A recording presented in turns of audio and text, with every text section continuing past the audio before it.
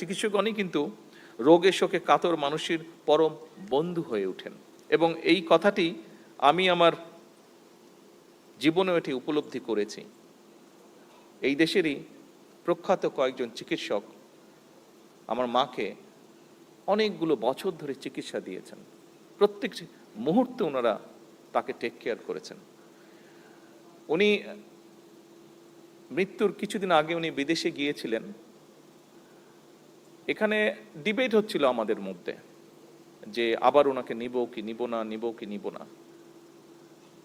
আমি ব্যক্তিগতভাবে যেটা বলেও ছিলাম বিভিন্ন মানুষকে যে আপনারা ওনাকে নিতে চাচ্ছেন, কিন্তু এখানে যেই চিকিৎসকগণ ওনাকে যেই সেবাটা দিচ্ছে 24টা ঘন্টার প্রতিটি মুহূর্ত, আমি দেখেছি বিদেশি, হ্যাঁ বিদেশে গেলে হয়তো টেকনিক্যাল সাপোর্টটা ভালো পাওয়া যাবে, ভালো ইকুইপমেন্ট হয়তো আছে, আরও হয়তো অ্যাডভান্স ইকুইপমেন্ট আছে, ওষুধপত্রের ব্যাপারে খুব হয়তো ডিফারেন্স থাকবে না, হয়তো হার্ডলি ডিফারেন্স থাকবে, কিন্তু এই যে হিউম্যান টেক কেয়ার যেটা, আমি মনে করি না এটা বিদেশে গেলে পাওয়া যেত কোনোভাবেই।